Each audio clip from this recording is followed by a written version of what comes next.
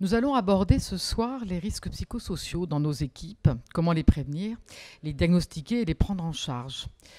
En 2013, il y a déjà quelques années, j'avais conduit des travaux pour le Conseil économique, social et environnemental, puisque je suis Sylvie Brunet, présidente à présent de la section Travail et Emploi, sur la prévention des risques psychosociaux. C'est un sujet que je porte depuis des années et malheureusement toujours d'actualité.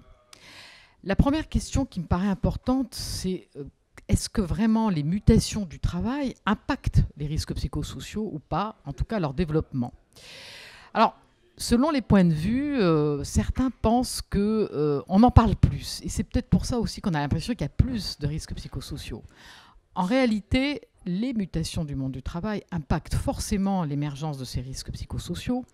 Déjà, l'impact du numérique qui impacte tous les postes de travail, de la robotique. Donc, toutes ces grandes mutations impactent la façon de travailler.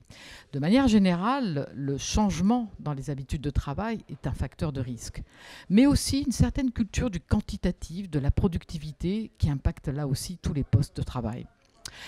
Est-ce qu'il y a des types de management du coup, qui vont permettre de prévenir ces risques psychosociaux et de résoudre les situations quelquefois dramatiques auxquelles sont confrontés les managers, les salariés qu'ils encadrent?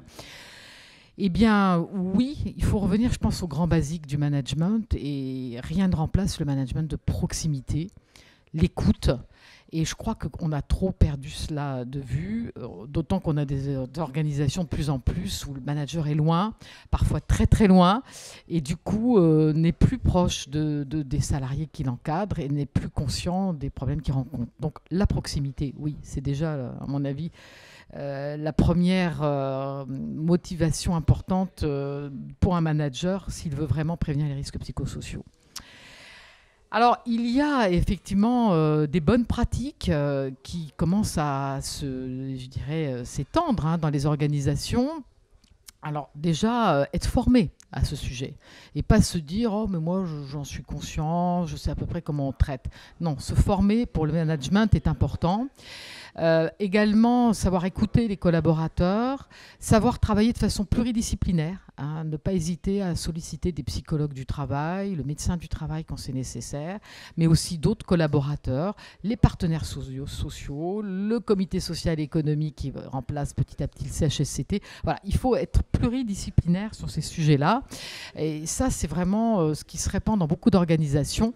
Libérer la parole aussi, permettre aux salariés de s'exprimer sur ce qu'ils vivent, sur leurs conditions de travail, sur ce qu'ils vivent parfois avec des clients difficiles, parce que là aussi, les incivilités augmentent beaucoup, les exigences émotionnelles également beaucoup.